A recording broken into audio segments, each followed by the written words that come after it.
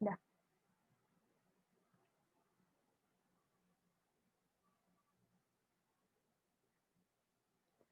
Oke, saya mulai. Assalamualaikum warahmatullahi wabarakatuh. Warahmatullahi wabarakatuh. Waalaikumsalam warahmatullahi wabarakatuh. Jadi kami dari kelompok 10 ingin mempresentasikan tentang implementasi ajaran Islam dalam pembinaan keluarga. Sebelumnya izinkan kami memperkenalkan anggota. Ya, yang pertama itu ada saya sendiri, yaitu Adis Laksmita Dewinta. Maaf agak berisik. Yang kedua itu ada Dwi Jayanti, dan yang ketiga itu ada Rahma Alia. Baik, saya mulai aja ya. Jadi ini materi yang dibahas yaitu ada pengertian keluarga, ada ciri keluarga, fungsi dan bentuk keluarga, peran keluarga dalam Islam, membina keluarga dalam Islam, dan pentingnya ajaran Islam dalam membina keluarga. Nah, sebelumnya ada ayat Al-Quran nih yang berkenaan tentang keluarga dalam Islam. Saya ingin membacakan ayatnya. A'udzubillahi minasyaitonirrajim. Bismillahirrahmanirrahim. Ya ayyuhalladzina amanu qu anfusakum wa ahlikum naran wa quduhan nasu wal hijaratu 'alaiha malaikatun gilazun syidadul la ya'sunallaha ma amrahum wa yaf'aluna ma yu'marun. Artinya yaitu, wahai orang-orang yang beriman, peliharalah dirimu dan keluargamu dari api neraka yang bahan bakarnya adalah manusia dan batu, menjaganya malaikat-malaikat yang kasar dan keras, yang tidak durhaka kepada Allah terhadap apa yang Dia perintahkan kepada mereka dan selalu mengerjakan apa yang diperintahkan. Jadi di sini Allah Subhanahu wa taala memerintahkan untuk orang-orang beriman untuk menjaga keluarganya dari api neraka, karena api neraka itu sangat-sangat panas yang kita tahu, dan neraka itu tempat untuk orang-orang yang tidak baik. Nah, selanjutnya itu ada pengertian keluarga. Keluarga adalah unit terkecil dari masyarakat yang terdiri atas kepala keluarga dan beberapa orang yang terkumpul dan tinggal di suatu tempat di bawah suatu atap dalam keadaan saling ketergantungan menurut Departemen Kesehatan RI tahun 1988.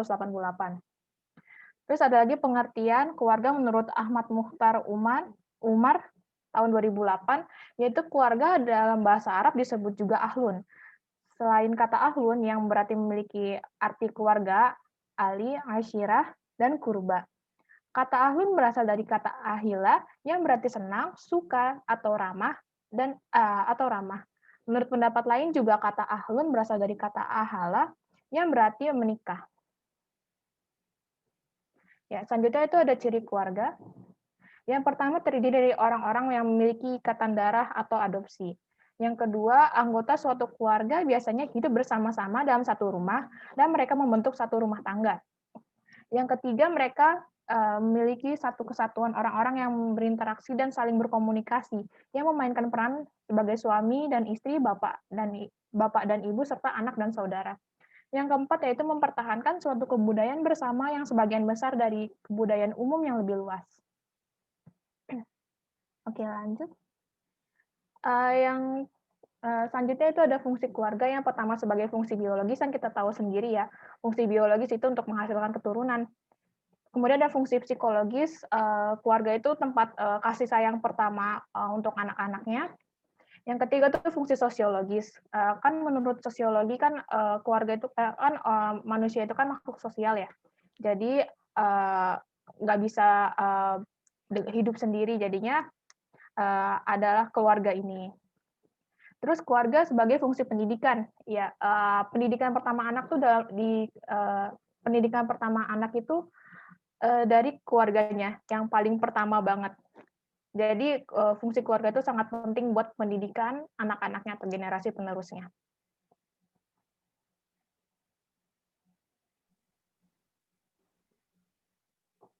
Lanjut. Selanjutnya ada bentuk keluarga berdasarkan jenis anggota keluarga.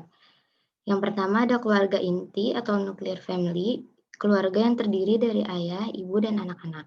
Yang kedua ada keluarga besar atau extended family, adalah keluarga inti ditambahkan dengan sanak saudara, misalnya kakek, nenek, keponakan, dan lain-lain.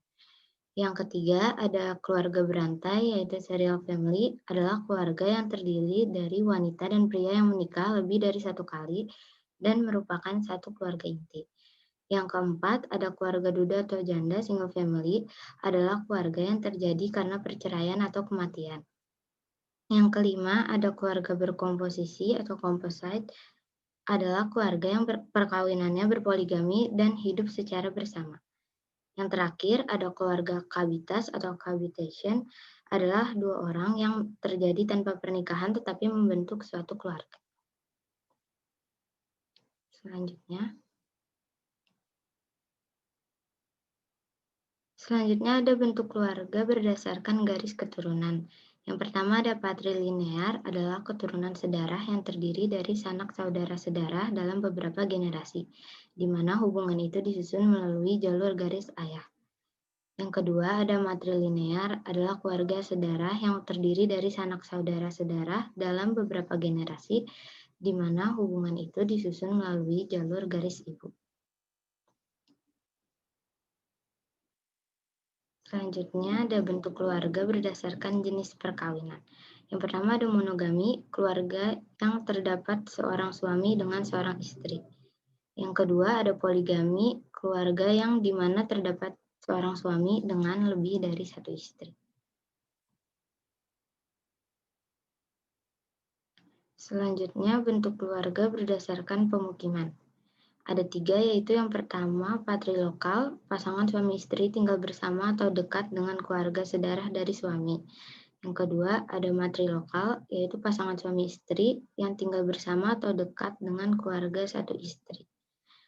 Yang ketiga atau yang terakhir ada neolokal, pasangan suami istri yang tinggal jauh dari keluarga suami maupun istri.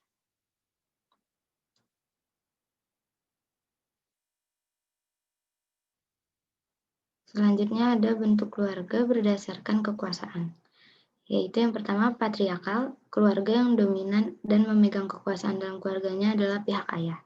Yang kedua matriarkal, keluarga yang dominan dan memegang kekuasaan dalam keluarga adalah pihak ibu. Equalitarium adalah keluarga yang memegang kekuasaan yang seimbang antara ayah dan ibunya.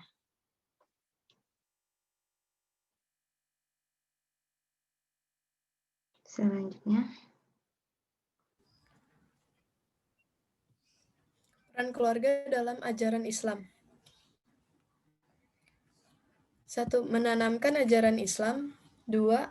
Memberikan rasa tenang. 3. Menjaga dari siksa api neraka. 4. Menjaga kemuliaan dan wibawa manusia. 5. Melanjutkan keturunan keberkahan.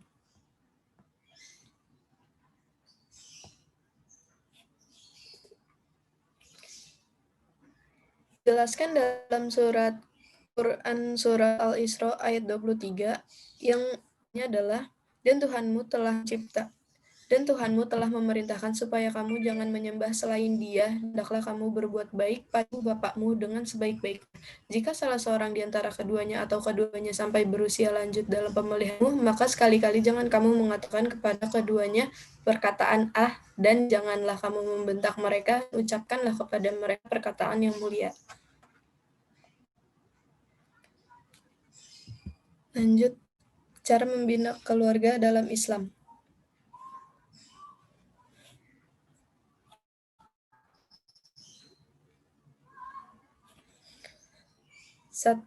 Yang pertama, niat membangun rumah tangga karena Allah Subhanahu wa Ta'ala. Dalam surat Saba ayat 37 Allah berfirman, dan bukanlah hartamu dan anak-anakmu yang mendekatkanmu kepada kami, melainkan orang-orang beriman dan mengerjakan amal saleh. Mereka itulah yang memperoleh balasan berlipat ganda dan mereka akan berbeda di surga dengan penuh rasa aman dan nikmat. Berdasarkan surat ini, intinya ada di iman dan amal saleh dalam upaya membangun rumah tangga dan diberkahi Allah Subhanahu wa Ta'ala. Yang kedua adalah berpegang teguh dengan iman dan amal saleh. Yang ketiga, memiliki pemimpin. Rasulullah SAW memberitahu bahwa laki-laki adalah pemimpinnya. Dijelaskan dalam surat An-Nisa ayat 34 yang artinya laki-laki atau suami itu pelindung bagi perempuan istri. Karena Allah sebagian mereka atau laki-laki atas sebagian lain perempuan, dan karena mereka laki-laki telah memberi nafkah dan hartanya, maka perempuan-perempuan yang saleh adalah mereka yang taat kepada Allah dan menjaga diri mereka ketika suaminya tidak ada, karena Allah telah menjaga mereka. Perempuan-perempuan yang kamu khawatirkan akan nusyuz, hendaklah beri tempat tidur atau pisah ranjang, dan kalau perlu pukullah mereka. Tetapi jika mereka menaatimu, maka janganlah kamu mencari-cari alasan untuk menyusahkannya. Sungguh Allah Maha Tinggi, Maha Besar. Lanjut.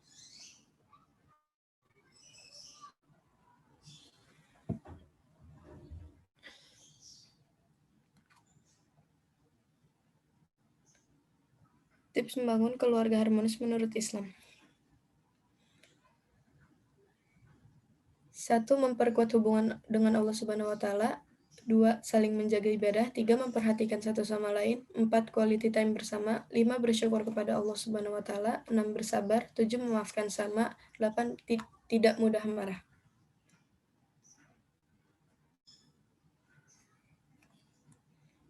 Lanjut. Pentingnya ajaran Islam dalam membina keluarga. Membina keluarga sesuai ajaran agama sangat penting karena salah satu langkah untuk memperoleh keluarga yang berkualitas dalam Islam adalah dengan menanamkan nilai-nilai sehari-hari. Selain itu, sudah seharusnya bagi kita yang beragama Islam membina keluarga dengan ajaran Islam. Mengajarkan ajaran Islam kepada anak seharusnya dilakukan sedini mungkin. Beberapa orang tua bahkan memutar Al-Quran untuk anaknya sejak masih di kandungan. Salah satu alasan mereka melakukan itu adalah karena anak-anak mempelajari Islam pertama kali dari keluarganya.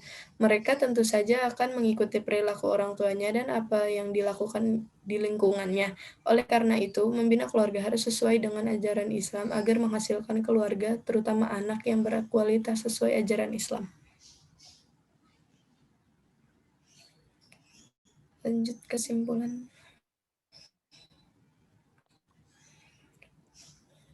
Oke, jadi kesimpulannya yaitu di presentasi ini, keluarga sangat berharga, sehingga anggota-anggota dalam keluarga perlu dijaga sebaik-baiknya. Selain itu, keluarga adalah sekolah pertama bagi setiap manusia. Oleh karena itu, sangat penting untuk membina keluarga secara ajaran Islam. Jika sebuah keluarga menerapkan ajaran-ajaran Islam dalam membina keluarganya, maka insya Allah akan tercipta keluarga yang sakinah, mawadah, dan warohmah, serta terciptanya generasi penerus yang memiliki akidah dan akhlak yang baik. Ini sumber-sumber dari presentasi kami. Ya, terima kasih. Apakah ada yang ingin bertanya? Izin stop share ya.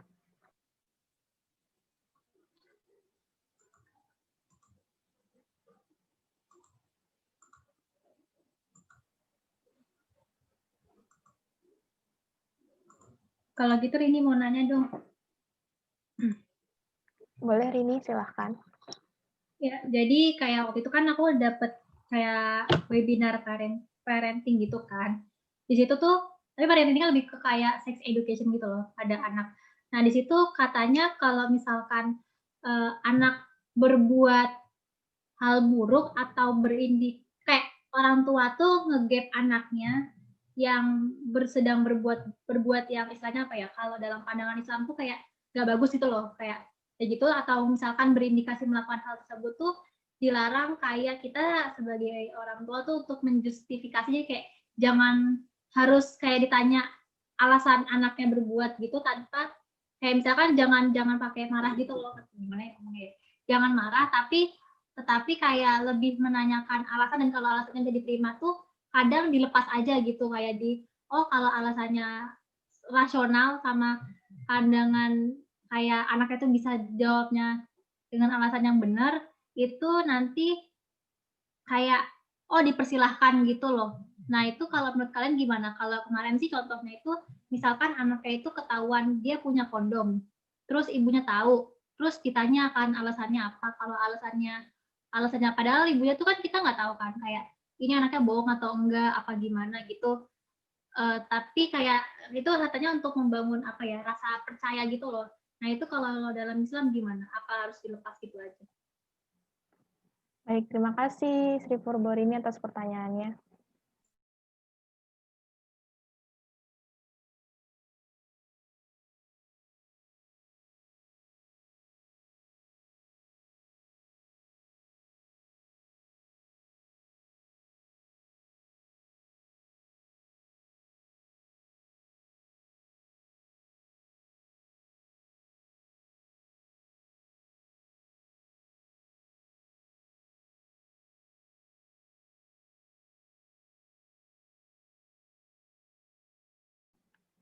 Baik, ada yang mau bertanya lagi selain yang di chat?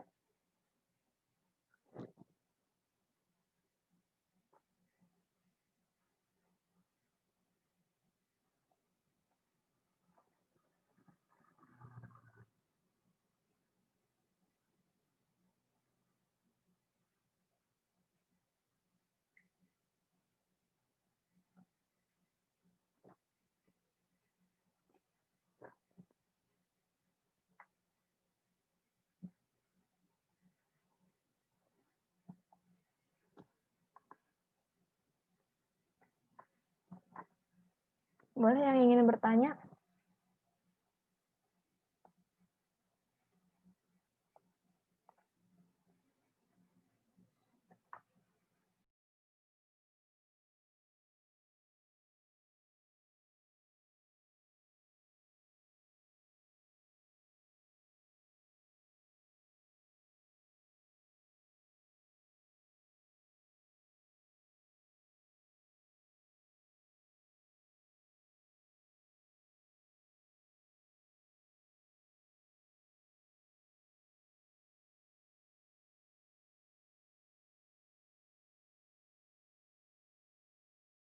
Boleh nanya nggak? Masih boleh nanya? Halo? Boleh, silakan. Boleh dong, boleh. Silahkan nanya. Ya, ini Kalau nanya ya. iya. Nanya. Jangan nanya enggak. Nanya yang iya aja. Ini pertanyaan yang penasaran aja sih, Pak. Tapi astagfirullah, Oh iya. tidak salah. Misalnya kan Kenapa? Al-Quran kan kita udah diciptakan berpasang-pasangan kan. Berarti sejak kita pun sudah ada pasangannya kan. Nah, jika kan kalau misalnya bunuh diri itu menyalahkan takdir. Kalau misalnya seandainya pasangan kita bunuh diri, berarti kita nggak bakal punya pasangan untuk membangun keluarga sampai kita mati dong, Pak.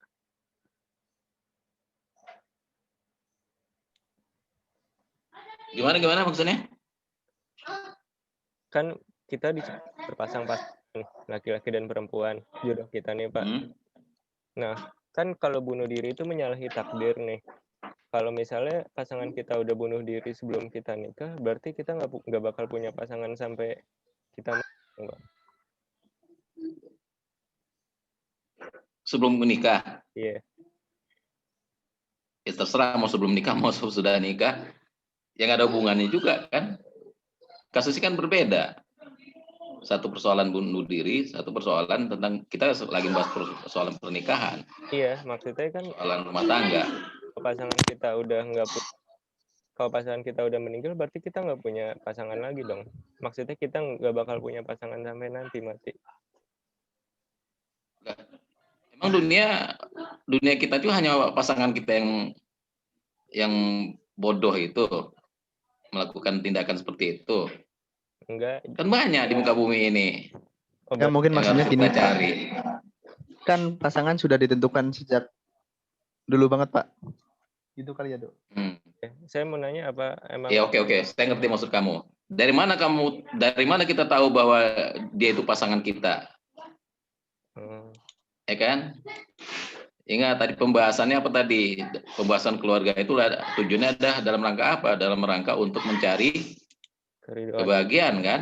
Kebahagiaan. Nah, kalau umpamanya belum apa-apa pada begitu, apa yang diharapkan dari pasangan begitu? Ya kan? Karena kita nggak tahu takdir kita. Nah, kalau itu masih mending, itu udah tindakan yang bodoh ya, maksudnya sudah kita ketahui sebelum kita memilih dia sebagai pasangan. Nah, ini pertanyaan si Zulfa ini, perceraian boleh apa enggak? Nah, itu baru.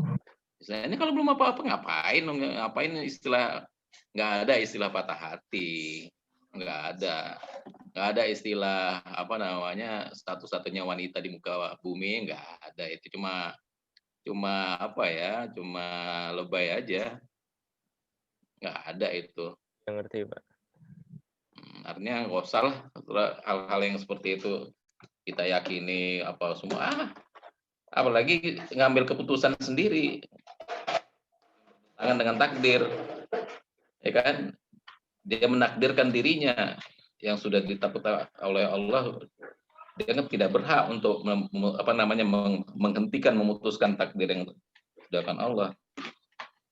Saya kira ini tindakan yang konyol ya, nggak perlu kita kita diskusikan lebih jauh lagi. Oke, terima kasih Pak. Lebih baik kita menatap pada hal-hal yang baik-baik aja, pada persoalan tentang bagaimana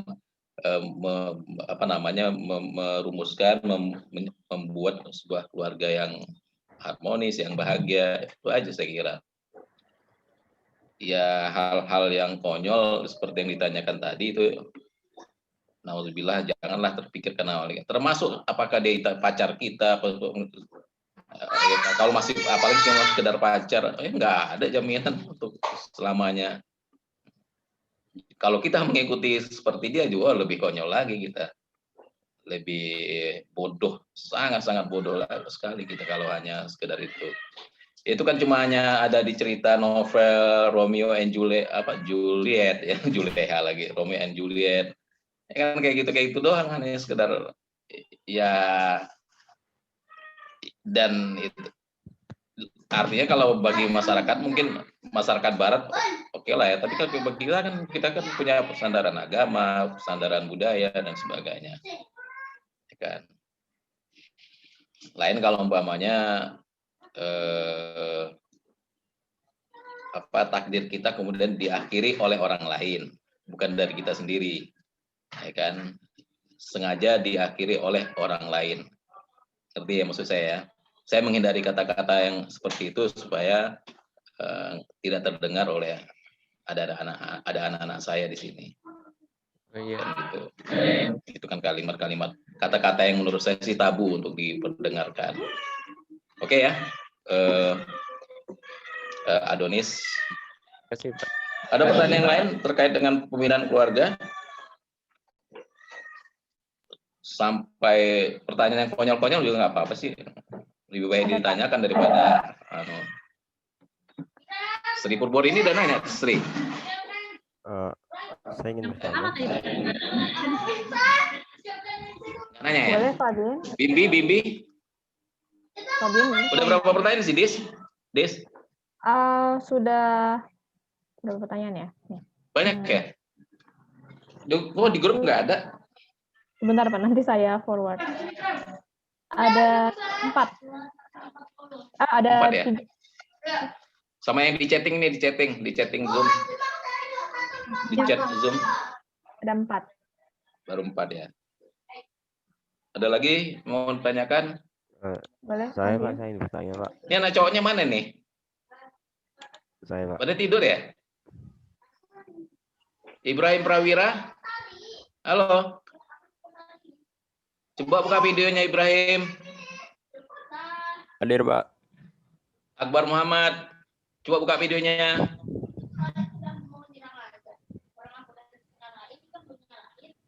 Semua buka videonya. Saya tutup videonya dan saya tutup suaranya. Kalau mau terus terang, saya lagi makan. Nggak mungkin dong saya pertontonkan saya lagi makan. Ya kan? Ya habis kan ngajar saya dari pagi sampai jam 4. Kita kuliah, kalian terakhir di kuliah sama saya nih. Untuk hari Senin. Ya sempat-sempatnya aja makannya. Nah, ya. Akbar Muhammad pakai apa tuh, sorban? Sorban apa anduk itu? Kayak selimut, Pak. Tiduran. Dingin ya? Dingin, Pak. Ada kebanjiran nggak rumahnya? Nggak ya? Nggak ada ya, jangan sampai ya. Mudah-mudahan nggak apa-apa ya. Oke, ada pertanyaan lagi? Silakan siapa yang mau nanya? Nabila Firza? Nabila Firza? Firza apa Firza? Fabian, Pak, mau nanya. Oh, Fabian, silakan Fabian. Fabian nih. Coba masuk videonya ke layar Zoom, Fabian. Udah, Pak. Oke, silakan Fabian. Terkadang kan ketika kita ingin membentuk suatu keluarga, ilmu agama kita kan masih minim. Sedangkan bagi laki-laki itu kan wajib membina keluarganya supaya bisa paham akan agamanya. Nah, dalam kasus ini, apakah kita lebih baik mencari ilmu agama Islam terlebih dahulu, atau kita membentuk suatu keluarga dulu sehingga jadi kita dapat mencari ilmu agama itu bareng-bareng dengan keluarga kita, Pak. Gitu, Pak, pertanyaan saya. Oke.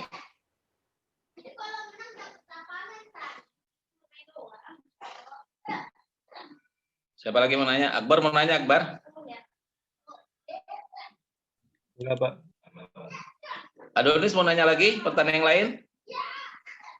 Enggak, Pak. Nanti. Bagus. Ya, Pak. Nanya? Cukup, Pak. Enggak. Cukup. Enggak, Pak. Udah cukup ya. Siapa lagi? Rayhan mau nanya, Rayhan?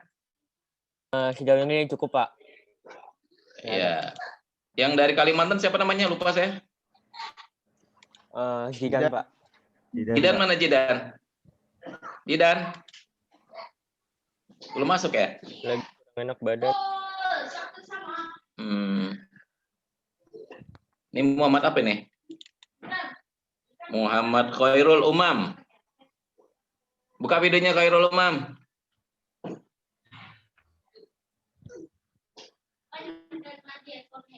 Khairul, lagi tiduran ya? Oh, pada udah ngorok.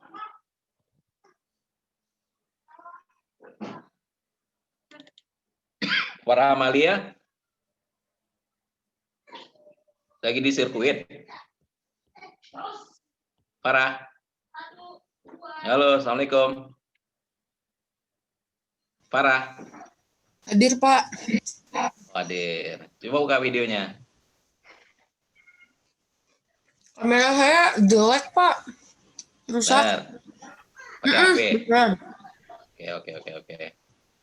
Karina Suvena ya? Rina. Halo Rina. Rin. Assalamualaikum. Tok. Karina. Yang dari Bangka siapa ya, dari Bangka? Arin. Karina ya? Arin Sakila. Oh, Arin. Karina. Halo Karina.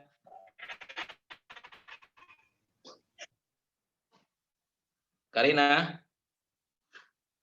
Lagi ngapain Karina? Halo. Rin. Mana suaramu? Ataya Maharani? Ini pada tidur atau gimana ya? Karena hujan ya? Pak Abdul. Ginan Al-Hanif. Ginan.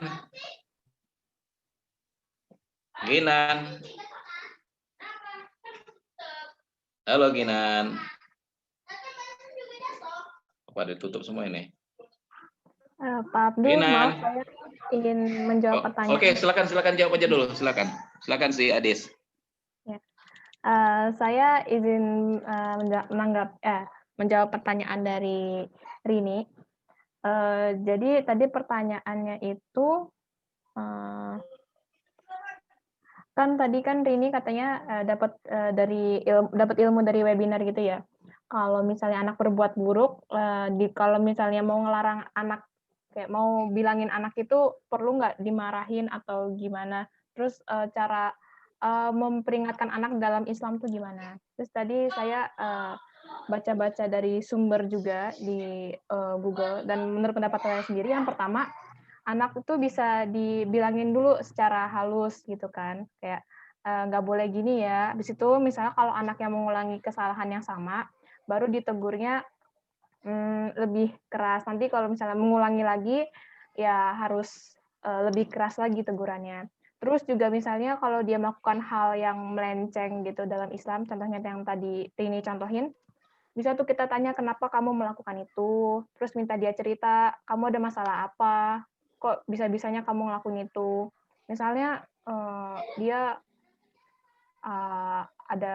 takutnya ada masalah psikologis atau gimana, jadi misalnya dia melakukan hal-hal yang di luar agama gitu.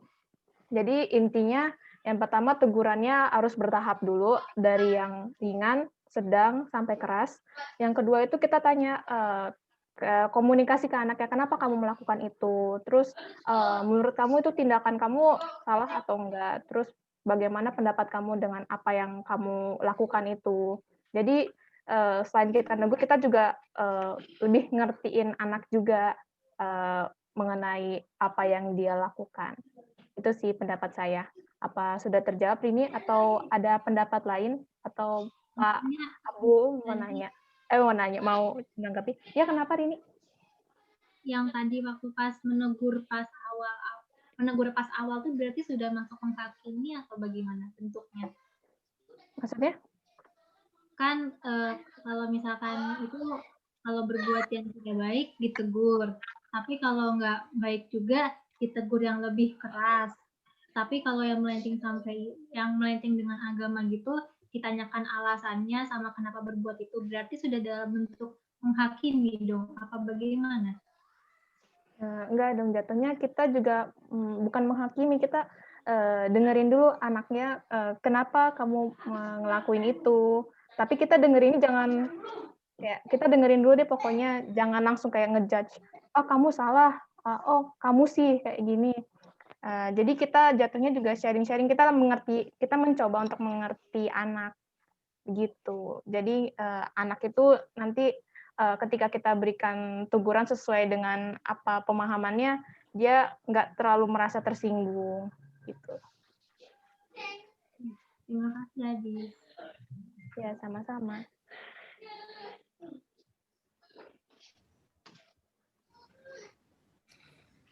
Selanjutnya saya ingin menjawab pertanyaannya Zalfa. Pertanyaan Zalfa ini sebenarnya perceraian itu dibolehkan agama atau tidak? Kalau tidak boleh, lalu kenapa ada pengadilan agama untuk perceraian? Terima kasih. Jadi perceraian itu dalam Islam diperbolehkan dan dijelaskan dalam Al-Quran yang mengatur tentang aturan-aturan ibadah, termasuk sholat, zakat, dan puasa. Nah, terus hukum tentang pernikahan dan bahkan perceraian itu termasuk diantaranya. Sebenarnya Islam tidak melarang, tetapi Allah tidak menyukai perceraian. Dengan demikian, tertulis dalam surat Al-Baqarah ayat 227 disebutkan, dan jika mereka ketetapan hati hendak menceraikan, maka sesungguhnya Allah mendengarkan dan maha mengetahui. Jadi, dalam Islam itu perceraian diperbolehkan. Kalau ada yang berkenan menambahkan, nggak apa-apa. Izin menambahkan, perceraian itu hal yang Allah bolehkan, tapi sekaligus hal yang Allah nggak suka. Gitu. Terima kasih, cuman itu doang. Selanjutnya aku mau jawab pertanyaan Alicia tentang syarat poligami apa aja. Yang pertama itu jumlah istri maksimal 4. Yang kedua, dapat berbuat adil. Yang ketiga, tidak melupakan ibadah kepada Allah Subhanahu wa Ta'ala. Yang keempat, dilarang berpoligami dengan 2 wanita yang bersaudara. Yang kelima, mampu menjaga kehormatan dari istri-istrinya. Hasil dari yang saya cari, syaratnya 5 itu. Kalau ada yang mau menambahkan, boleh. Alicia udah puas sama jawabannya?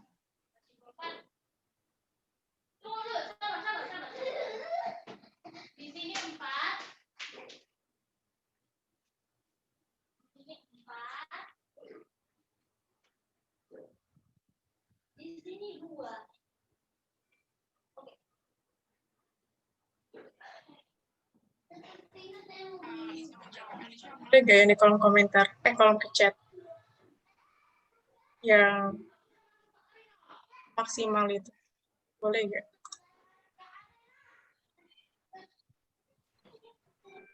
Kalau pertanyaan dari Aji tentu butuh izin ya. Itu pertanyaan Alisa yang kata kalau maksimal 4, apa berarti jodohnya 4? Itu lanjutannya Alisa.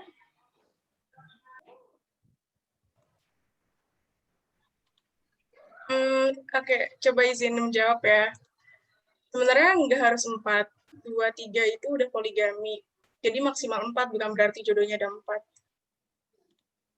Gitu. Kalau poligami itu 2, 3 juga udah termasuk poligami.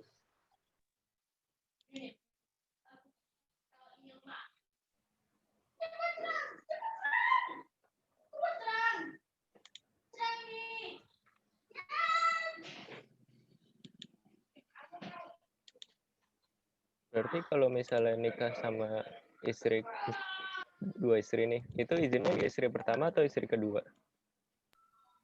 Apanya? Apanya? Udah punya 2 istri.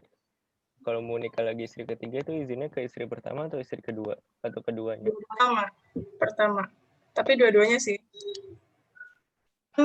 Syaratnya harus adil. Oh. Dua-duanya ikhlas atau enggak? Kalau enggak ya enggak boleh. Nggak ikhlas. Biasanya sih enggak.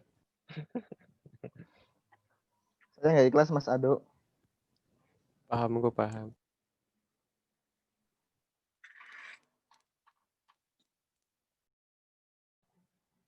Oke, izin menjawab lagi. Wah, masih ada lanjutannya nih. Dari Aji. Perlu izin dari istri paling tua dulu nggak ya? Ya, harus izin. Perlu izin, Aji. Udah dijawab. Presentasi aja harus izin menanya kan, bertanya, menjawab. Waduh. Mau nikah aja nggak izin sih. Waduh. Sama itu. Nggak izin, Ji. Ntar tinggal minta maaf aja. Kalau nggak diterima ntar ajuin banding. Nggak gitu konteksnya, Bapak. Enakan minta maaf daripada minta izin ya. Nah, betul. Nggak gitu dong. Gue nggak ikutan. Tuh, Aji tuh nanya yang kata Rusak udah. pernikahan seorang muslim dan muslimah punya batasan berapa kali? Kata Aji nanyanya kayak gitu. 4 kan? Iya. Fatimah ada yang kalau misalkan adil boleh, di Al-Quran ya kalau misalkan adil boleh 2, boleh 3, yang terakhir boleh 4. Tapi jika kamu tidak mampu atau tidak adil maka cukup 1 aja. Enggak, tapi bukan itu Aji pertanyaannya. Pertanyaannya berapa kali boleh menikah, bukan berapa istri yang boleh dinikahi. Sebenarnya menurut saya sampai dia bertemu jodoh yang sebenarnya sampai akhir hayat sih. Maksudnya nggak ada batasan beberapa kalinya, cuma saya nggak tahu nih fikihnya gimana. Coba Pak Abdul boleh dijelaskan berapa kali? Kalau udah nikah bisa berhubungan suami istri, tapi udah banyak kan bisa jadi HIV/AIDS gimana? Berkali-kali kan cek nyobain berapa kali. Ada cek kesehatan dulu, Mbak Sri. Dicek dulu Mbak Sri sebelum nikah. Ini astagfirullah ya Allah. Silakan Sandi. Sandi itu udah pernah nikah itu. Soalnya kalau mau nikah lagi harus punya uang banyak. Iya tuh bener. Ya betul. Kalau miskin mah jangan nikah lagi. Jadi mau nikah berapa kali sih? Mau nanya apa? Nggak usah ngomong nikah lagi, nikah aja dulu 1. Iya betul Pak, betul Pak. Yang penting dapat aktu dulu Pak itu mah. Dapat aja alhamdulillah loh. Satu aja susah Pak. Nah, ingin ngomong Tuh, apa kan? ini? Ya Allah. Malah keluar curhatnya kan. Aduh. Buat semua. Ya intinya gini. Rasul itu istrinya berapa? Rasulullah SAW. Yang diketahui 9 Pak. 12 Pak. 12. Ya. Duanya budak. Aslinya sih 11. Saya nggak gitu hafal ya. Tapi tahu nggak kenapa Rasulullah SAW itu menikahi istri-istrinya itu? Tahu karena Pernah belajar sejarahnya? Karena dan sama baik gitu. Apa? Kan kayak janda gitu. Janda ingin membantu mereka buat menafkahi. Ya. Nah, maksud saya begini, kalau kita ngomongin, oke lah, sebelum saya tanya, ada nggak yang masih perawan yang dinikahi Rasulullah? Ada Pak. Ada Pak. Ya, Aisyah ya kan? Iya. Selain itu? Khadijah. Semua Pak. ada. Nah, jadi pernikahan Nabi itu kalau dilihat dari sejarahnya itu lebih banyak kepada pernikahan politik sebenarnya. Ngerti nggak pernikahan politik? Karena Nabi menikahi istri-istrinya itu karena terkait dengan untuk melanggengkan dakwah Nabi kepada kepala-kepala suku yang dia dakwahkan. Nah, termasuk umpamanya ada juga istri Nabi itu sebagai hadiah dari Raja Mesir. Raja Mesir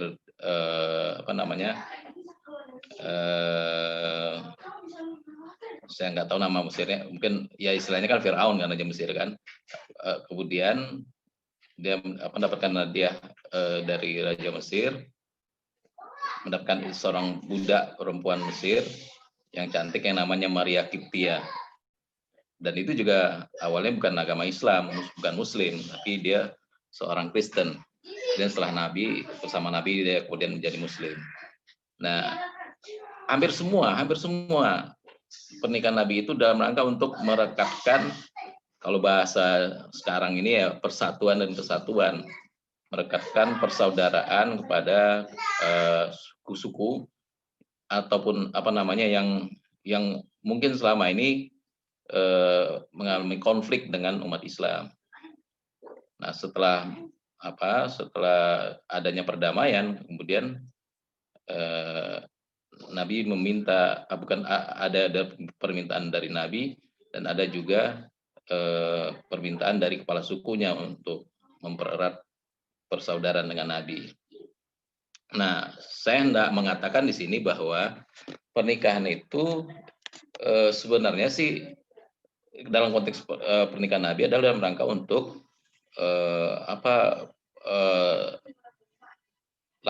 membuat lancarnya dakwah Nabi sehingga bisa berkembang sedemikian rupa kepada masyarakat luas. Nah, ini kalau dibawakan dalam konteks sekarang sebenarnya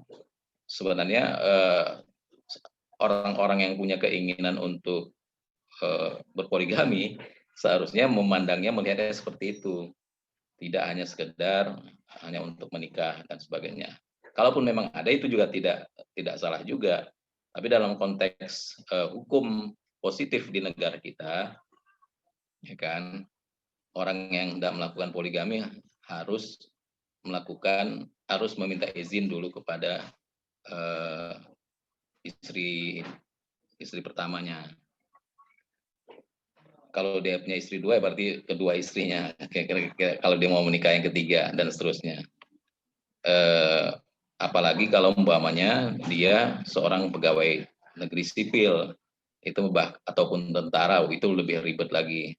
Hal-hal itu sebenarnya sifatnya administratif, tidak termasuk persoalan dosa atau tidak dosa. Ya boleh-boleh saja, sah-sah saja. Yang paling penting tadi prinsipnya adalah adil, Yang paling penting prinsipnya adalah mampu untuk menafkahi dan sebagainya. Dan seterusnya ya. Ya, bagus Fahmi. Kayaknya dari tampangin berminat ini kayaknya nih. Kayak pakai baju timnas semua nih, calon-calon pemain timnas semua nih. Oh, atau dari Sandi nih, Sandi paling kenceng nih guys ketawanya nih. Ya Sandi ya? Sandi Prastio. Kenapa Pak? Kenapa? Oke ya. Tadi pertanyaannya apa sih tentang poligami? Kok tiba-tiba ngomong poligami? Pak Aji itu Pak Aji tanya. Aji mana? Prasetyo. Aji Prasetyo. Emang namanya Oh, Aji Prasetyo. Gitu, itu Pak pemain Barcelona tuh Pak.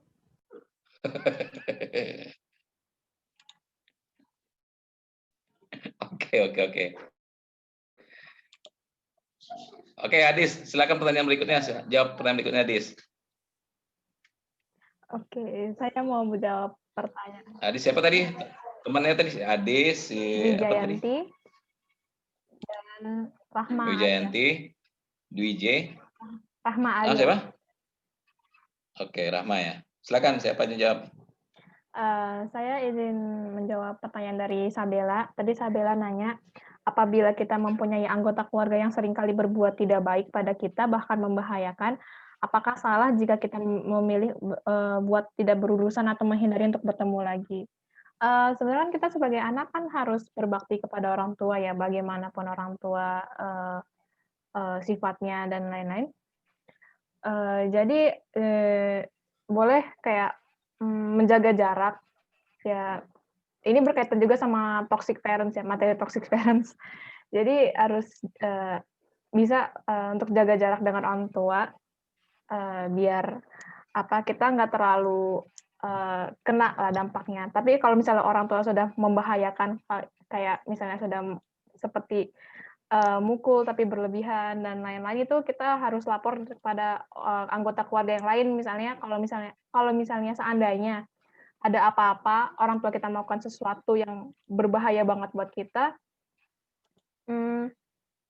bukan orang tua tapi kayak sepupu gitu. Oke, untuk sepupu ya.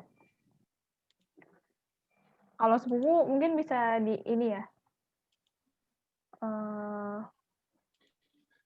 Bentar. Ya, untuk sepupu jangan, ya masih keluarga ya, jangan langsung nggak mau memutuskan hubungan gitu. Misalnya kalau sepupu itu melakukan hal yang sekiranya berbahaya buat kita, kita lapor sih kita bilang ke anggota keluarga lain kalau sepupu kita tuh punya sifat yang begini yang bisa membahayakan kita. Terus bisa juga nih kan kita sebagai sepupunya menasehati nih, kayak kamu sifatnya kayak gini, nggak boleh nih kamu sifatnya seperti itu karena itu nggak baik. Kalau menurut saya sih begitu. Jadi jangan dihindari, jaga jarak boleh, tapi jangan langsung memutuskan hubungan. Bisa juga dengan menasehati. Nasihatinya yang baik-baik yang jelas. Terus kalau misalnya udah berbahaya banget, bilang komunikasi ke anggota keluarga lain kalau sepupu kita takutnya melakukan hal yang membahayakan yang lebih lanjut. Itu sih menurut pendapat saya. Mungkin ada yang mau menambahkan atau Pak Abdul mau menambahkan? Pertanyaan tentang apa sih tadi? Pernikahan sepupu? Bukan Pak. Jadi tadi Sabella nanya, pertanyaan saya apa? Yang ini Pak. Sabella. Yang mana sih? Sabella? Sabella ini. Yang jam 2.40. Pertanyaan. Kita punya anggota keluarga yang seringkali berbuat tidak baik pada kita, bahkan buat tidak berurusan atau menghindar untuk bertemu lagi dengan dia. Oh, sebaiknya jangan dong. Berarti memutuskan silaturahim maksudnya? Iya. Sabella ya? Halo Pak. Nggak boleh dong.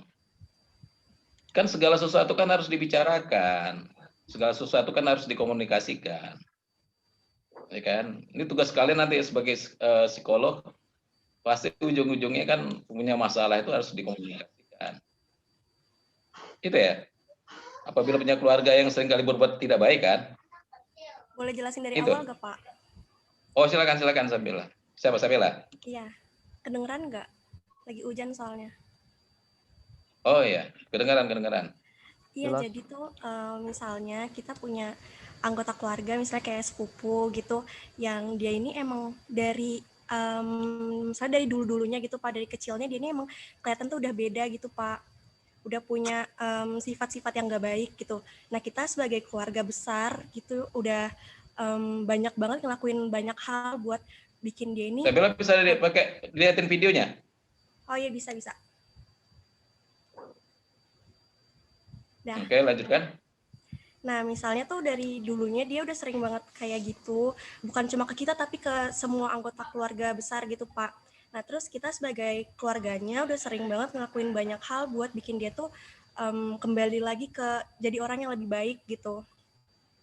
Tapi tuh dia semakin dia besar, semakin dia gede itu justru sifat dari kecilnya ini tuh makin memburuk gitu, Pak, yang bikin bukan cuma membahayakan saya, tapi kayak maksudnya banyak anggota keluarga yang lain gitu, dan bikin anggota keluarga yang lain itu jadi takut gitu Pak. Nah, salah nggak kalau misalnya kita tuh menghindari kalau misalnya di suatu acara yang ada dianya gitu?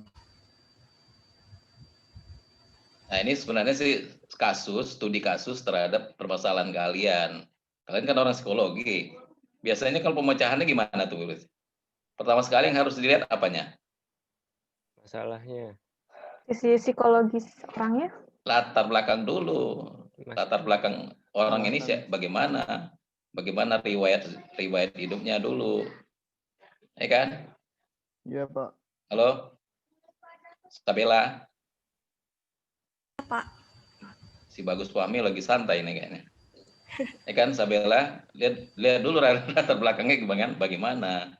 Siapa orang tuanya? Ini kan saudara sepupu ya, umpamanya. Orang tuanya pihak perempuan yang saudara sama kita tuh dari pihak mana? Apakah dari ibunya ataukah dari bapaknya? Kemudian dia lagi bagaimana kondisi keluarganya, pekerjaan bapaknya apa? Kan begitu kan dari segi menyelesaikan kasus dalam psikologi kan? Halo? Iya, Pak. Oh, bagus. Kamu kenapa nih, Gus? Bagus. Fahmi Ardiansa. Kenapa kamu nih? Ngilang-ngilang ini. Ya kan, Bel? Jadi maksud saya begini. Perlakuan seseorang, perbuatan seseorang, itu saya kira tidak ada yang ujuk-ujuk, tidak ada yang tiba-tiba. Semua melalui proses. Ya kan? Kalian kuliah di psikologi ini, apa ujuk-ujuk masuk tiba-tiba udah jadi mahasiswa WNJ kan enggak kan? Enggak ada yang tiba-tiba, enggak ada yang mendadak menjadi mahasiswa WNJ, ada enggak? Enggak bisa mendadak begitu. Pertama sekali kalian harus lulus SMA dulu, ya kan? Kemudian mendaftar, masuknya lewat jalur apa? Kemudian harus lulus dulu, ada pengumuman lulusnya. Kemudian setelah itu membayar SPP dan seterusnya. Bahkan sebelum SMA kalian sudah melalui proses di SMP, sebelumnya juga sudah SMA, SD dan seterusnya. Dari sejak lahir. Nah, itu kan punya riwayat hidupnya kan? Nah, itu tugas kalian itu sebagai seorang psikolog melihat jejak rekam jejaknya tuh. Apa sih bahasa Inggrisnya? Track record. Track recordnya harus dilihat dulu.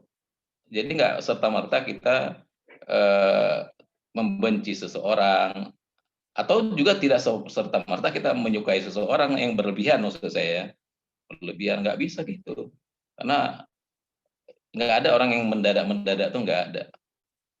Mungkin bisa saja mendadak dalam pengertian, ya kalau dia tadinya jelek, tiba-tiba baik, oke lah. Tapi kalau umpamanya dia jelek terus, jahat terus, nggak mungkin. Ada apa sih? Lihat catatan riwayat hidup, ya kan gitu. Itu tugas kamu itu, Sabella, calon psikolog nanti. Apalagi nanti kuliah S2 kan, udah masuk pada psikolog yang terapan itu apa tuh, konsultan ya. Ya kan, di WJ kan ada nggak mata kuliah tentang psikologi terapan? Kan mungkin lebih banyak kasusnya kan.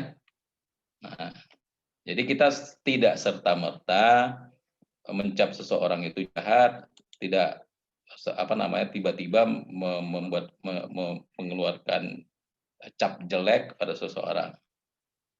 Karena kalau kita merujuk kepada ayat Al-Qur'an, tidak ada seorang manusia itu dilahirkan dengan membawa dosa. Ada seorang itu bayi itu tidak ada yang membawa dosa dari orang tuanya, nggak ada. Ya kan? Tapi karena lingkungannya lah yang membuat dia bisa menjadi jahat ataupun bisa menjadi baik atau bisa lebih baik lagi. Kalau baca hadisnya kullu mauludin yuladu alal fitrah, ya kan? Setiap anak itu dilahirkan dalam keadaan fitrah, bersih, suci. Akan tetapi orang tuanya lah yang membuat dia menjadi Yahudi, Nasrani, ataupun Majusi. Itu kan bahasa hadisnya seperti itu. Fa abawahu yuhawidanihi au yunassiranihi au yumajjisanihi. Artinya orang tuanya lah yang membuat anak itu menjadi kalau bahasa singkatnya menjadi jahat, menjadi jelek, ataupun itu. Semuanya sebagai proses cetak, ya, blueprint, ya kan, blueprint dari orang tuanya. Jadi nggak boleh kita, apalagi kita bersaudara sama dia, ya kan. Itulah tugas kalian itu. Kalau saudara mah kita kan tahu kan jejak rekam hidupnya, ya kan gitu. Bisa jadi karena mungkin ini bahasa sinetronnya mungkin karena harta warisan, ya kan? Halo, Sabella, tuh Sabella enak, kursinya aja itu kursi para raja itu duduknya. Itu background doang atau aslinya tuh? Ini itu Pak, dipan kasur. Oh. Ya, intinya seperti itu. Kalau sekarang kan zaman digital bisa disetting kan. Tapi intinya semua harus dilihat dulu latar belakangnya. Nggak ada orang yang semuanya setiap anak itu bersih, setiap anak itu suci, ya kan. Di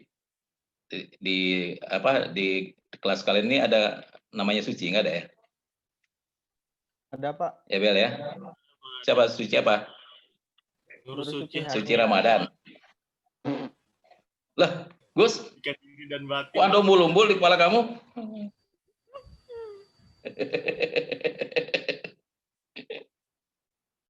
Apa itu antena?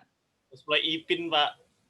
Cosplay Ipin, Pak. Enggak, Pak. Enggak ada, Pak. Boleh, saya kasih aja. Boleh aja kok. Gimana, Bel? Bel? Iya, Pak. Makasih. Maksud saya kalau justru kalau tugas kamu tuh Bel mendekati saudara kamu. Mungkin dia tersingkirkan karena persoalan beban hidup lah. Ya boleh jadi kamu nasibnya baik. Dia ternyata tidak seberuntung kamu kan gitu kan. Ya kan Bel? Jadi ya kita harus dalam hal ini harus bijaksana, harus arif melihatnya segala sesuatu itu. Aduh, kok jadi foto si bagus mulu nih videonya nih, Bagus Fahmi Ardiansa nih rambutnya lagi. Siapa sih ngelik si bagus nih? Alah, pakai kumis lagi. Oke, Bel. Iya, Pak. Makasih. Bella. Ya. Kalau Bella sendiri gimana tanggapannya? Maksud saya gini, Bel. Kalau ada masalah-masalah seperti itu, jangan hanya sekedar kita mencari-cari hanya melihat hanya sekedar memunculkan masalah, tapi kita lihat sendiri, kita mencoba untuk menjadi solusi, menjadi menjadi jawaban terhadap permasalahan orang lain, apalagi itu saudara kamu sendiri. Ya Bel ya? Ya, makasih Pak. Oke Disa, siapa tadi? Disa, siapa tadi? Dwi ya? Dwi Jayanti. Oke, silakan pertanyaan lain jawab.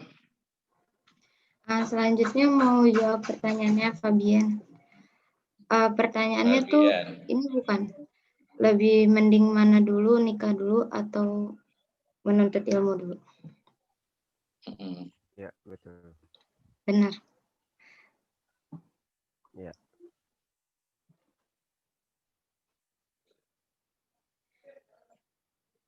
Nih, kalau pertanyaannya itu, jadi kalau lebih baik ngelakuin dua-duanya sekaligus.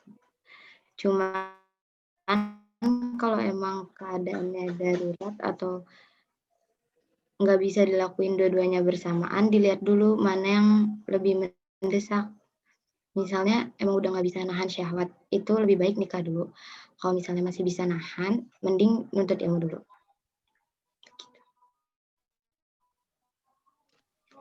Ada yang mau nambahin?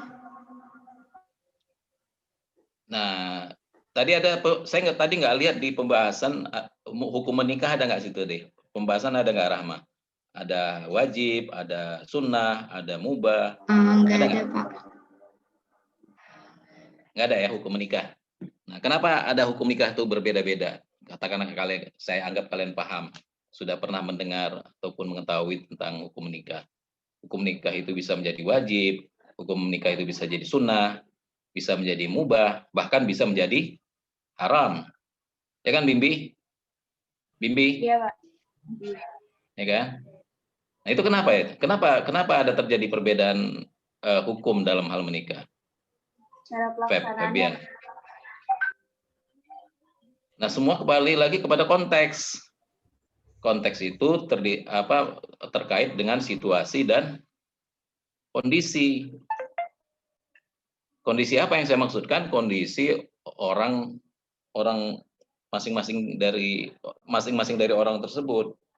Pokoknya gini, anggaplah si Fabian ini orang kaya. Orang kaya ya, tahu kan, kaya Adonis. Fabian orang kaya, kemudian tingkat kenafsuannya tingkat dewa gitu ya. Iya, artinya kalau melihat cewek aja langsung nafsu kan gitu kan. Nah, ini kira-kira apa hukum yang pantas ditujukan buat seorang Fabian dalam hal menikah?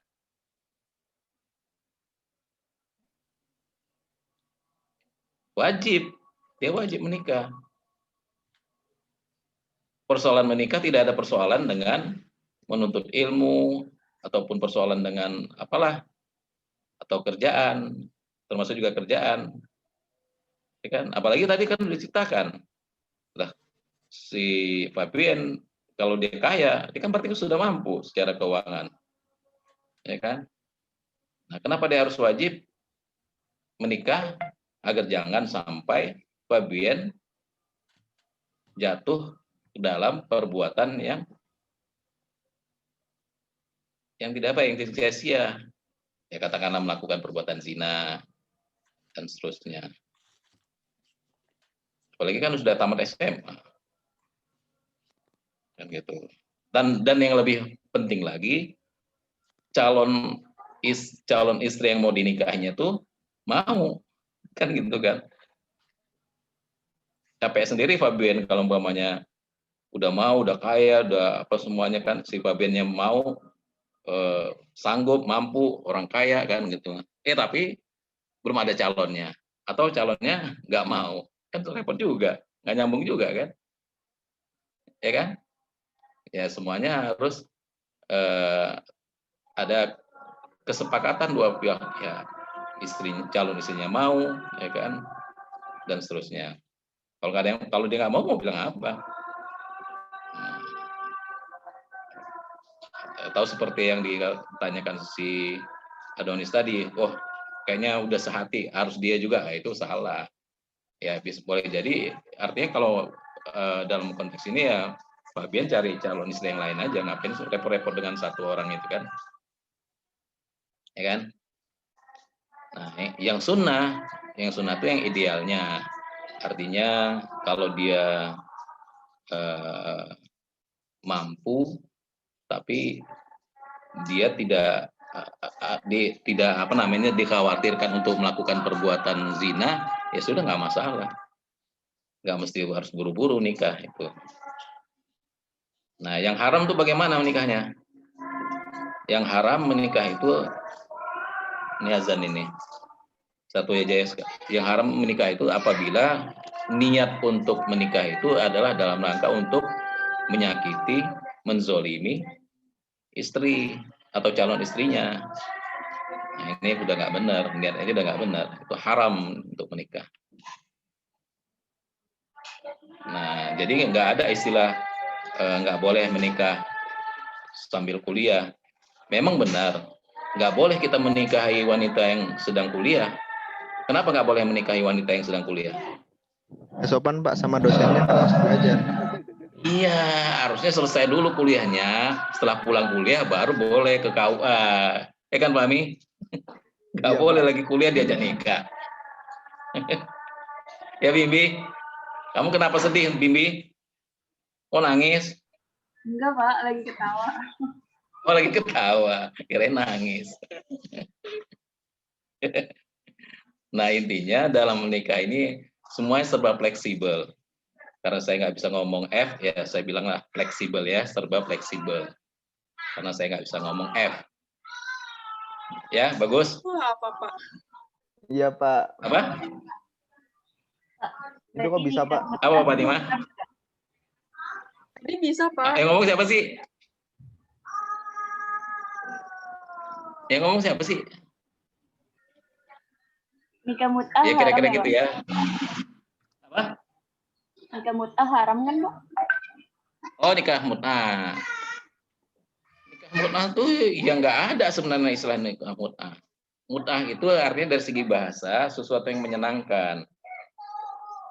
Sesuatu yang menyenangkan artinya. Apa itu sesuatu yang menyenangkan?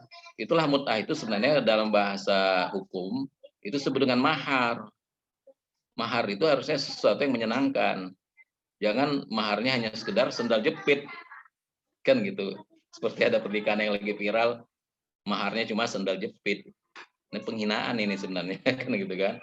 Penghinaan terhadap lembaga keluarga atau lembaga pernikahan. Ya kan? Semiskin-miskinnya orang yang nggak mungkin lah istilahnya cuma hanya sekedar sendal jepit. Ini kan hanya sekedar untuk kalau lagi viral-viral itu hanya untuk konten di medsos aja. Nggak benar ini. Ya kan? Ya nikah itu kan harusnya harus cocok, bukannya sekedar untuk sensasi-sensasian, dan kedepannya adalah dalam rangka untuk menciptakan kebahagiaan. Memang ada yang berpendapat bahwa nikah mut'ah itu boleh karena terkait dengan masalah perang. Terkait masalah perang karena pasukan Muslim sedang melakukan tugas, kemudian jauh dari keluarga, akhirnya dia kemudian menikah. Tapi itu pun kita bahasakan dengan nikah kontrak gitu ya, nikah kontrak. Tapi itu pun tetap dengan kewajiban-kewajiban tadi tuh. Artinya maaf agak sedikit transaksional. Artinya mahar yang diberikan itu bukan recehan. Ya kalau kita mau jujur ya, maaf aja nih, kayak di Bogor, di Puncak itu kan ada tuh orang-orang yang dari luar negeri, ya kan, pernikahan kawin kontrakan gitu kan, ya sebulan 2 bulan, kemudian karena dia menetap di Jakarta, di Indonesia, orang Arabnya kan gitu kan. Nah, tapi kan bayarannya kan nggak tanggung-tanggung, ya kan. Bahkan dengan bayaran mahar itu kemudian dia bisa menghidupi keluarganya. Bahkan juga bisa menjadi modal usaha, katakanlah ternakan kambing ataupun di sawah, kan gitu kan. Ya, maaf ini bahasanya agak transaksional itu maksudnya bisnis ya, bersifat bisnis. Tapi ini kan sebuah fakta yang tidak bisa kita tolak. Fakta yang kita cap ini sebagai suatu pekerjaan yang salah, karena prinsip nikah kan suka sama suka, nggak ada nikah terpaksa tuh, nggak ada, pasti orang tuh pasti suka. Ya kan? Kan antaradin, suka sama suka. Bimbi ya. Ini lagi Bimbi nih lagi di Zoom ini. Tadi pertanyaan siapa? Bimbi ya? Iya, Pak. Bim. Iya, Pak. Maksud kamu apa, Bin? Dengan nikah mut'ah yang model Syiah itu? Model Syiah itu konon kabarnya di Syiah itu pun di Iran itu sendiri juga orang nggak ada yang melakukan nikah mut'ah. Artinya nggak gampang juga. Nah ini kayaknya kesannya kita kadang-kadang mispersepsi, kita kadang-kadang ya bahasanya sok tahu lah ya, sotoy ya terhadap gambaran masyarakat tertentu, katakanlah orang-orang di Iran atau Syiah itu. Enggak seperti itu juga. Lebih banyak pada hoax ya, untuk tidak mengatakan fitnah ya. Lebih banyak hoaxnya. Artinya mut'ah itu mungkin pengertiannya ya, kalaupun transaksional tetap harus punya tanggung jawab. Dan nilai kalau dinominalkan artinya tidak hanya sekedar untuk membeli sendal jepit, saya kira. Katakanlah sampai bisa tanggung jawab terhadap masa depan anaknya. Ya kan umpamanya kalau untuk modal usaha kan gede kan, besar kan nilai usaha itu kan. Katakan mau peternakan, mau beternak kambing ataupun sawah kan enggak 1 juta 2 juta modalnya. Nah, mungkin kesannya karena pernikahan itu sifatnya temporer, itu yang mungkin dicap sebagai ya terkesan kurang etis ya kan gitu. Tapi kan mau temporer pun kalau orangnya suka, orang yang mau bilang apa? Kan gitu. Dan itu kemudian dilegalkan kalau cara ini, dilegalkan dalam pengertian dia menikah di KUA umpamanya kan, ya kan? Halo, katakanlah dia menikah kalau ya walaupun ada yang menikah di KUA, ada juga mungkin siri karena terkait dengan dia ekspatriat, orang dari luar negeri ya. Kan dia tidak punya syarat untuk ini segala kan, kecuali kalau mau jadi warga negara Indonesia kan gitu. Ya gitu ya Bimbi. Jadi jangan terlalu tendensius juga dengan hal-hal yang mungkin diyakini oleh kelompok tertentu, ya kan kita anggap secara sebelah mata gitu. Atau Bimbi punya pengalaman ada orang nikah mut'ah gitu? Kagak. Enggak kan? Bahkan lebih banyak kepada isu ya kan, tapi belum pernah kita melihat secara secara real orangnya siapa, ya kan, faktanya di mana. Lantas kemudian kita kaitkan dengan ini menurut hanya bagi orang Syiah saja. Tapi kenyataannya orang-orang menikah di puncak itu warga negara Saudi kebanyakan. Saudi, Emirat Arab, yang dia bukan Syiah, malah Sunni. Kan gitu. Ya kembali lagi ya, kita juga nggak bisa ikut campur juga, ngerecokin. Loh, orangnya mau dan malah istilahnya ketiban rezeki lah ya, karena banyak uang yang didapatkan, ya kan, dari pernikahannya. Oke Bimbi ya, atau ada pertanyaan lain terkait dengan itu? Cukup dari saya. Ya, ini saya begitunya. Adis atau Rahma? Dewi, pertanyaan siapa lagi mau dijawab? Silakan. Ada Pak, ada orang yang bertanya, anonim, nggak mau disebutin. Jadi dia bertanya, sebentar. Kalau misalnya orang tua itu cerai, apa masih punya hak atau kalau orang tua cerai itu punya hak dan kewajiban apa? Misalnya cerai, terus anaknya ikut ayah, ibunya punya hak dan kewajiban apa terhadap anaknya? Atau enggak, jika cerai terus anaknya ikut ke ibu, apakah ayah punya hak dan kewajiban apa terhadap anaknya. Gitu. Orang tua yang bercerai, apakah otomatis anaknya juga putus bercerai? Enggak kan? Enggak. Orang tua itu tetap bertanggung jawab terhadap anaknya. Cuma dalam konteks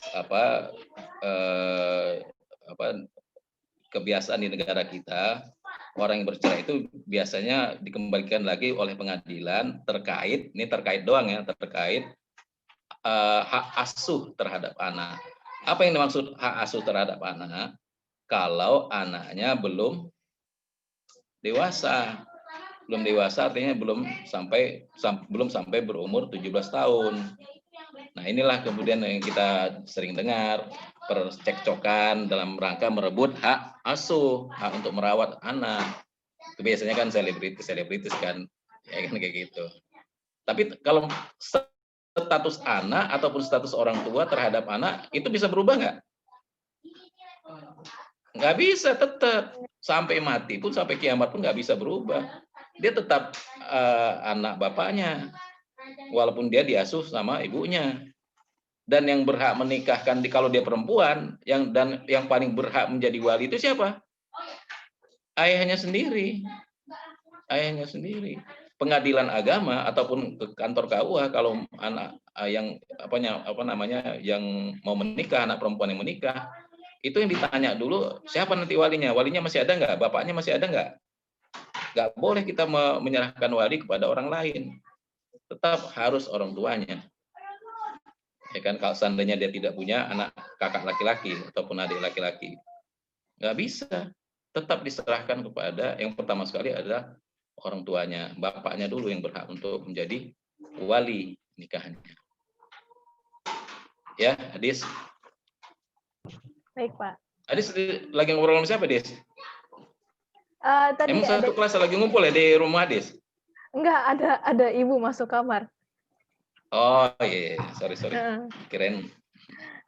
Iya. Ya kira-kira gitu ya. Pertanyaan anonim tadi itu artinya tidak ada yang berhak untuk memisahkan hubungan anak dengan ibunya atau hubungan anak dengan bapaknya, sekalipun ibu bapaknya bercerai. Ya kan? Ya ada, tetap hak anak tetap. Hak anak pun, kewajiban anak pun terhadap orang tuanya juga tetap. Apa maksudnya tetap menghormatinya? Ya, siapa tuh ngomong? Bagus ya? Bukan, Pak. Ya, Gus, silakan Gus. Masuk, Gus, masuk. Iya, Pak. Mau ngomong apa, Gus? Bukan. Siapa? Adonis. Tahu itu. Adis. Bukan, Pak. Saya nggak nanya gitu. Ada yang mau komen? Saya pengen nanya yang lain, Pak. Oh, banyak channel ya? Enggak. Oh, bukan sama saya doang channelnya. Oke. Ya, Dis, kira-kira coba tanya lagi sama orang yang bertanya itu, kira-kira mengerti nggak maksudnya? Ngerti nggak penjelasan dari saya? Saya tanya dulu, Pak. Ini kalau cerita tentang anak ya, anak terhadap orang tuanya yang bercerai kan, ya kan? Itu Ngerti, tetap, Pak, katanya. Tetap statusnya sebagai anak. Orang tuanya juga begitu, tetap menganggapnya sebagai anak. Bodoh amat dia mau dia cerai, bapaknya cerai, itu nggak ada urusan. Nggak ada urusan. Anak tetap anak. Dia tetap berhak untuk mendapatkan hak dari orang tuanya. Ya kan? Tetap orang tua berhak untuk harus menafkahi anaknya kalau belum dewasa. Kecuali kalau sudah dewasa ya udah lain ceritanya. Oke, lanjutkan pertanyaan berikutnya, Adis. Selanjutnya Rahma Fitri mau ngomong. Ya, silakan Rahma. Rahma mau jawab pertanyaan siapa, Mah? Mana Rahma nih? Rahma Alia ya? Mau bacain pertanyaannya Bile. Apakah mungkin jodoh di dunia bisa berbeda dengan di akhirat? Karena banyak orang yang sudah menikah berdoa untuk menjadi jodoh dunia dan akhirat. Jika mungkin berbeda, kenapa bisa ketika di dunia sudah bertahun-tahun menikah, kemudian di akhirat jodohnya berbeda? Wah, kebanyakan nonton sinetron ini. Kebanyakan nonton drama Korea ini kayaknya. Ini pertanyaan siapa tadi, Ali Rahma? Bimbi?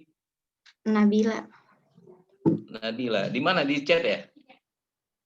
Iya. Tentang jodoh ya? Coba jawab dulu si Fahmi yang punya pengalaman banyak tentang mencari jodoh. Fahmi? Bapak. Mana Fahmi? Kamu kan punya pengalaman banyak tentang mencari jodoh. Enggak lah, Pak. Jadi jodoh Nggak itu pernah. kan kan termasuk rahasia dari Allah. Ya kan, salah satu rahasia dari Allah itu adalah tentang jodoh kita. Ya kan? Yang menjadi pertanyaan, apakah kita tahu siapa jodoh kita sebenarnya? Nggak ada yang tahu, karena itu rahasia Allah. Tapi bukan berarti kita tidak mencarinya. Bukan berarti kita tidak berusaha untuk mencari jodoh kita siapa. Itu ada kewajiban kita untuk mencari jodoh. Itulah yang harus kamu lakukan ya, Fahmi ya. Kamu berusaha terus, walaupun udah 999 kali kamu ditolak katakanlah. Baik, Pak. Ya kan? Masa sampai tinggal satu kali lagi menuju 1000 kamu nggak berusaha kan gitu kan? Tetap berusaha. Sekalipun ditolak lagi nanti kamu harus masuk kepada bilangan dan ke 1001. Tetap harus berusaha. Nggak ada. Jangankan mencari jodoh, orang besok aja mau menikah, ya kan? Bisa tiba-tiba bisa nggak batal nikahnya. Ya banyak hal ya. Karena batal secara psikologis ataupun karena batal karena meninggal, kan macam-macam kan cerita yang berita viral itu kan, ya kan. Nah, jadi kita nggak tahu itu jodoh kita siapa, dan kita juga tidak perlu berputus asa juga tentang jodoh. Gua belum punya pacar, enggak juga. Kemudian karena belum punya pacar, terus umurnya sudah nambah terus, kemudian turun harga banting setir, enggak juga. Sabar aja lah. Siapa tahu nanti mendapatkan pangeran terbaik. Ya saya sebut aja inisialnya BF gitu kan. Karena singkatannya Bagus Fahmi gitu kan. Ya kan. Kira-kira gitu ya. Gitu ya. Siapa tadi pertanyaannya, Mah? Nadila ya. Gimana Nadila? Nadila mana orangnya? Atau mungkin penjelasan saya yang kurang di mana nih? Ya udah Pak. Nadila coba masuk. Gimana Bill? Udah Pak. Udah gitu aja. Maksudnya udah paham. Oh udah paham. Enggak, maksud saya mungkin ada sisi lain yang mau kamu tanyakan tentang jodoh. Enggak Pak. Itu cuma penasaran aja Pak. Oh penasaran, kayak lagu Bang Roma ya. Bang Haji Roma ya, penasaran ya. Ya Rayana ya. Masih ada lagi pertanyaannya? Dis, Rahma, sama si Dwi J? Ada Pak, anonim lagi Pak. Anonim, silakan bacain aja. Bagaimana jika seorang ortu tidak mau menafkahi keluarganya? Contohnya tidak mau membiayai, Bagaimana jika seorang orang tua tidak mau menafkahi keluarganya? Contohnya tidak mau membiayai pendidikan anaknya atau ingin memberhentikan anaknya dari pendidikan karena hal sepele di luar ekonomi. Jadi sebabnya kenapa dulu? Kurang tahu nih Pak. Ini bagaimana kalau tanggapan Bapak mungkin kalau seorang orang tua tidak mau menafkahi anaknya? Mungkin karena permasalahan ekonomi. Ya, artinya sebabnya apa dulu? Makanya karena ini masalah ekonomi, apa karena dia sudah di PHK, nggak punya cadangan uang lagi, nggak punya tabungan uang lagi, ya kan? Ya, kan itu realistis. Bukan berarti nggak mau. Bukan berarti dia nggak mau, saya kira. Ini tugas kalian juga tadi nih, sama dengan pertanyaan siapa tadi, si Sabella. ataupun penilaian-penilaian yang lain. Kalau kalian nanti jadi seorang psikolog, apalagi konsultan psikologi, nah itu kalian melihat apa semuanya itu permasalahan itu secara komprehensif. Jam ini saya yang lagi ngajar nih.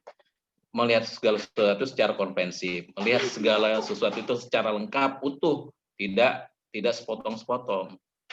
Ya, Edis ya.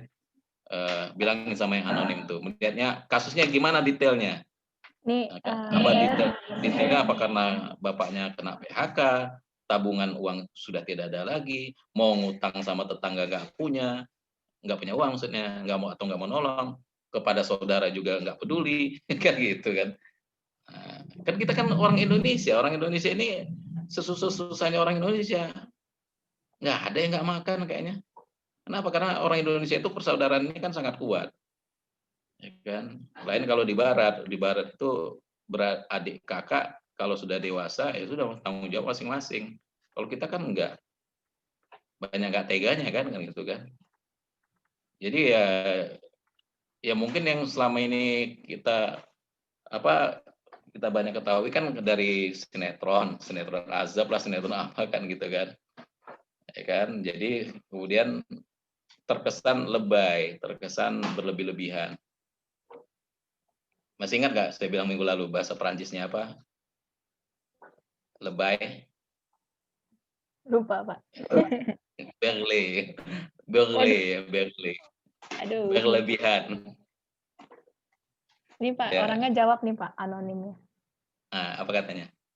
Kan saya nanya sebabnya apa, katanya masalah sepele karena kesalahan kecil anaknya. Terus saya nanya lagi contohnya apa, katanya orang tuanya temperamental gitu, jadi kayak ngancam anaknya buat mutus sekolah karena hal-hal kecil. Mungkin misalnya kalau misalnya anaknya bandel nih Pak, ntar kamu nggak usah sekolah lagi nih.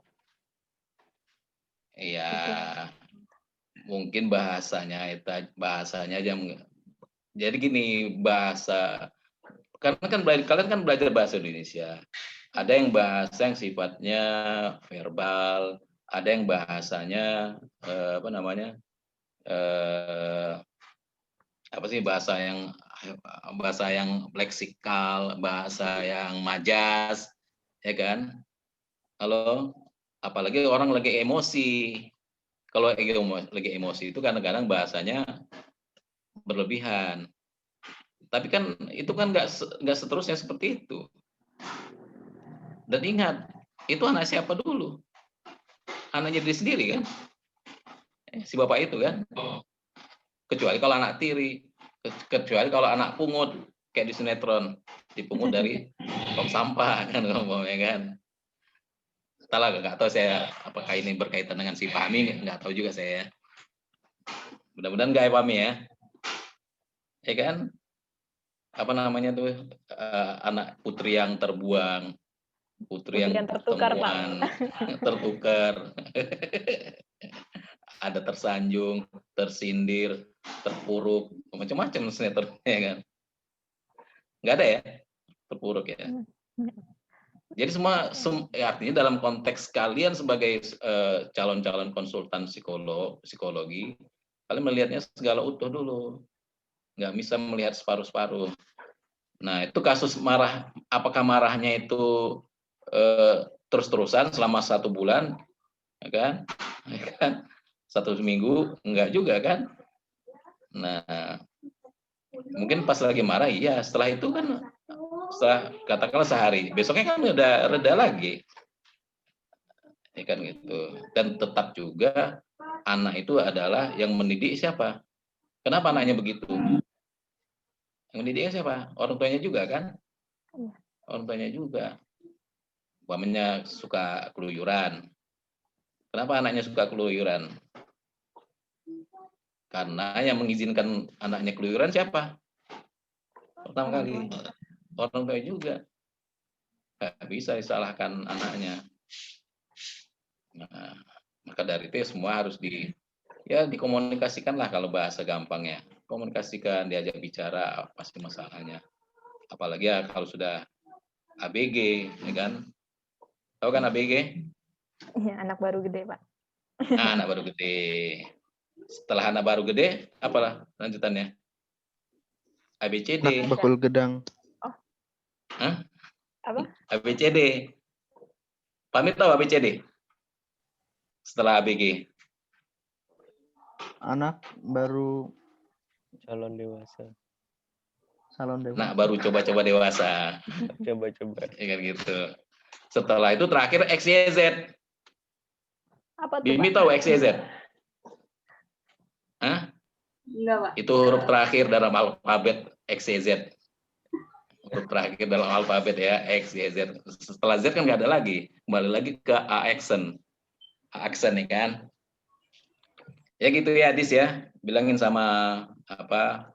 Artinya intinya saya cuma mengatakan tidak ada permasalahan yang tidak bisa diselesaikan. Semua bisa diselesaikan. Ini siapa ketawa nih? Bimbi ya? Nangis apa ketawa tuh Bim? Ya ampun, Bibi. Ada lagi Dis, anonim? Ada 12 solusi lagi, anonim silakan dibacain aja. Berarti ya, tadi intinya komunikasi ya, Pak? Betul, intinya komunikasi aja. Oke. Itu jawaban yang paling ampuh dalam ilmu psikologi itu komunikasi. Ya Donis? Ada yang nanya di chat, Pak. Bukan saya, Pak. Di chat ya, di chat. Apa pertanyaan di chat? Dari siapa nih? Khairul?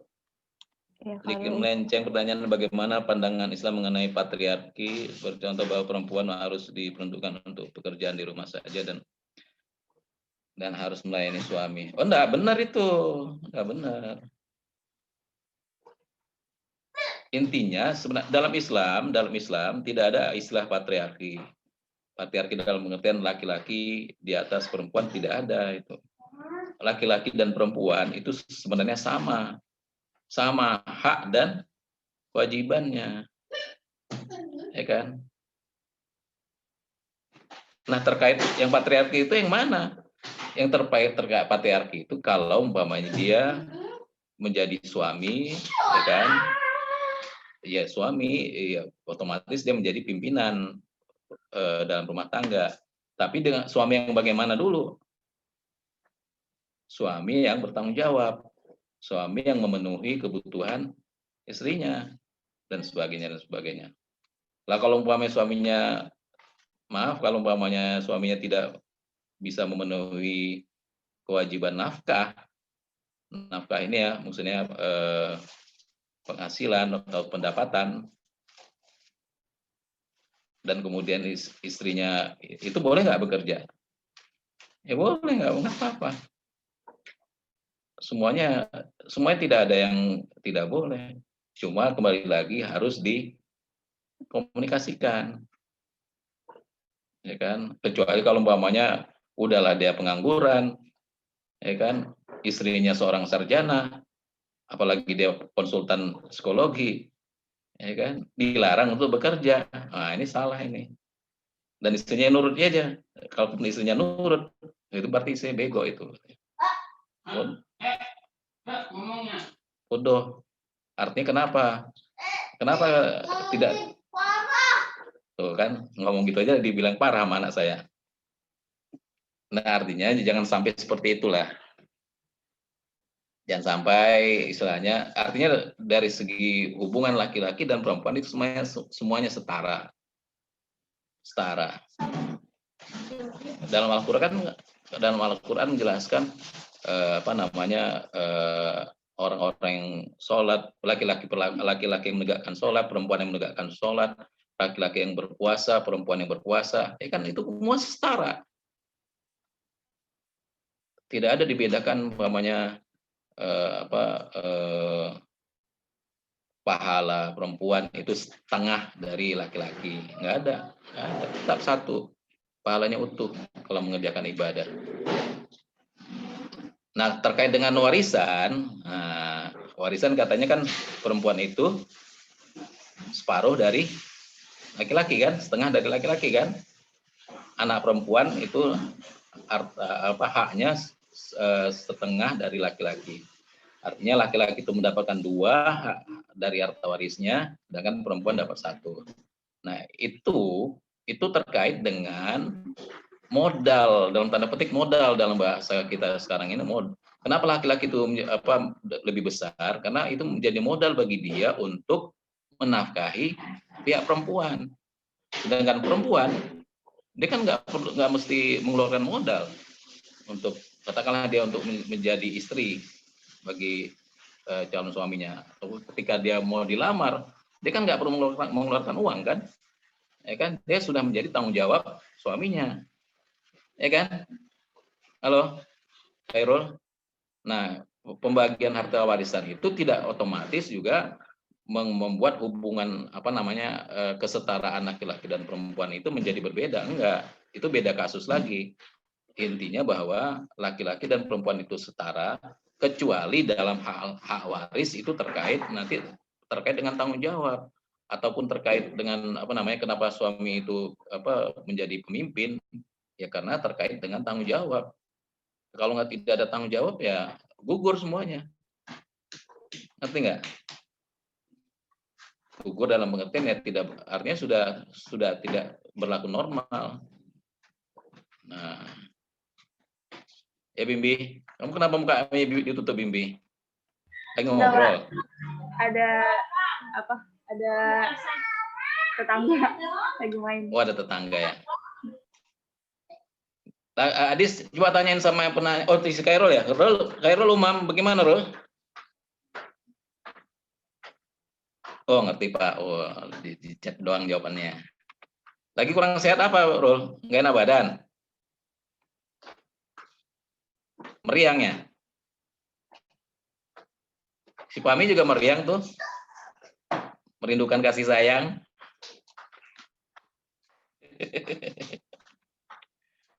Oke, ada pertanyaan lain? Fatimah Zahra? Sri Purwori ini nanya nggak Bu Sri? Itu kenapa ada malaikat di kepala kamu itu? Udah nanya saya Pak, tadi pas pertama kali nanya saya.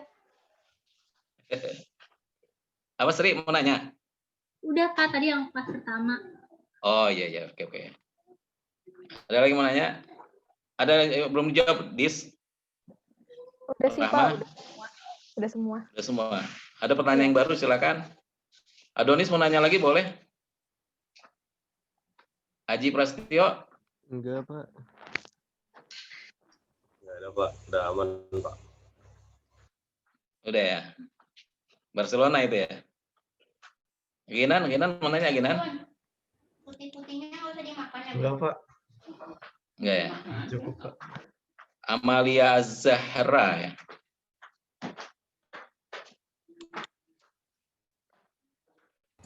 Ini satu kelas kalian berapa orang? 45 Pak. 45 ya. Fabian.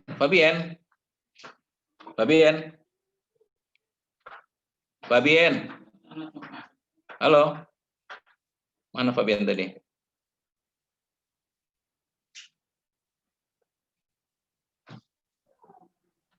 Sepertinya udah nggak ada pertanyaan, Pak. Oh, nggak ada pertanyaan ya, sudah kita tutup aja dah. Udah mau jam 4. Yang nutup kelompok saya yang presentasi. Baik, terima kasih atas pertanyaannya dari teman-teman tentang presentasi yang kami tampilkan. Sekian, kurang lebih mohon maaf. Wassalamualaikum warahmatullahi wabarakatuh. Waalaikumsalam warahmatullahi wabarakatuh. Terima kasih Adis, terima kasih Alia, terima kasih Rahma. Siapa Dwi Jayanti, Pak. Alia, Rahma Alia ya, sama Dwi ya, Dwi Jayanti. Fabian mana Fabian?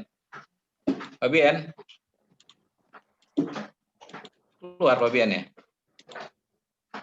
Fabian? Atau habis anunya, paketnya, datanya?